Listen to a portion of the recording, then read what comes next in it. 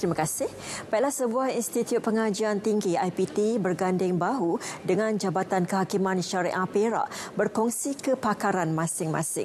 Laporan itu antara fokus dari negeri berkenaan. Jadi langsung kita bersama Muhammad Nishara di sana. Silakan Nasri. Terima kasih Nolila di Angkasa Puri. Universiti Sultan Azlan Shah USAS menjalin kerjasama dengan Jabatan Kehakiman Syariah Perak JKSPK. Antaranya berkongsi kepakaran masing-masing dalam bidang syariah. Bagi memperkukuh kerjasama itu, satu perjanjian persefahaman MOU ditandatangani antara kedua-dua pihak. Naib Chancellor USAS Tan Sri Dr. Nordin Kardi berkata, menerusi MOU ini, pihaknya berperanan menyediakan platform kepada Jabatan Kehakiman untuk mendalami dan mengembangkan pengetahuan dalam bidang pengajian Islam dan syariah. Jadi di USAS kita akan sediakan tempat untuk para hakim ini mencari medan untuk mereka mendalami lagi dari segi ilmu dengan bimbingan penyelia-penyelia yang berkelayakan. Bahkan penyelia ini kami boleh bantu untuk carikan tidak terhad kepada pensyarah USAS saja. Sementara itu, Ketua Hakim Syari'i Perak, Datuk Asyari Muhammad Yazid berkata, hasil kajian di peringkat universiti akan digunapakai untuk membantu keputusan mahkamah terutama yang melibatkan isu-isu baru. Antara kes yang banyak dirujuk di Mahkamah Syariah adalah berkaitan syariah dan fasad. Dengan wujudnya sebagaimana yang Tan Sri sebut simbiosis ini, pihak universiti akan membuat kajian, penyelidikan di lapangan dan penyelidikan melalui kitab-kitab dan sebagainya. InsyaAllah akan membantu kita lah untuk membuat keputusan di Mahkamah Syariah.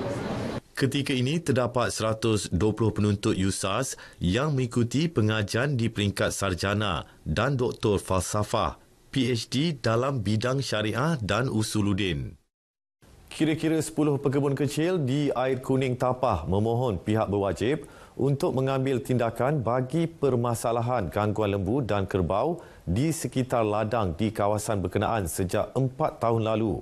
Wakil pekebun kecil, Lau berkata, kira-kira 300 ekor lembu dan kerbau dilepaskan peternak tidak bertanggungjawab di ladang tersebut sehingga merosakkan hasil tanaman dan menjejas punca pendapatan mereka.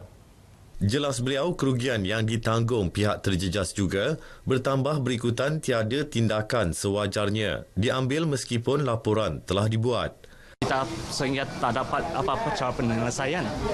Sudah 4 tahun dan kerugian kita semakin bertambah dan tuan lembu pun semakin degil dan bilangan lembu dan kerbau semakin banyak. Okey, yang bagi kerbau dalam 3 hari dia boleh buat satu kolam yang besar. Tambah beliau, masalah pencerobohan haiwan ternakan itu juga menyebabkan penyebaran penyakit ganoderma dan ulat bungkus yang merosakkan hasil tanaman. Selain itu, pekebun kecil terlibat turut mendakwa lembu dan kerbau yang berkeliaran tersebut menyebabkan kemalangan jalan raya kepada penduduk setempat sehingga menyebabkan kematian. Sementara itu, Kerajaan Negeri Perak mengambil maklum tentang permasalahan berkaitan pencerobohan lembu dan kerbau di ladang pekebun kecil di Air Kuning Tapah tersebut. Esko Pertanian, Perikanan, Peladangan dan Sekuriti Makanan, Datuk Abdul Yunus Jamahri berkata, pihaknya akan cuba mengenal pasti dan berhubung dengan pemilik ternakan berkenaan terlebih dahulu. Menurut beliau, masalah tersebut timbul berikutan pemilik ternakan itu tidak dapat dikenal pasti kerana tidak berdaftar di bawah Jabatan Perkhidmatan Veterina Negeri. Memang kita selalu memberikan nasihat dari masa ke semasa supaya peternak-peternak mendaftarkan ternakan diorang.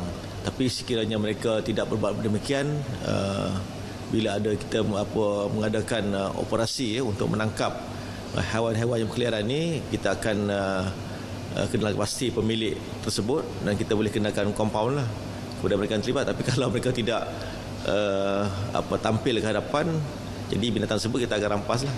Beliau berkata demikian ketika ditemui RTM di Bagan Serai, Perak. Laporan itu menutup perkembangan semasa dari Perak kembali semula bersama Nur Lela di Wisma Berita Angkasa Puri. Salam hormat dan jumpa lagi. Baik Nasrid, terima kasih. Baiklah saudara, kita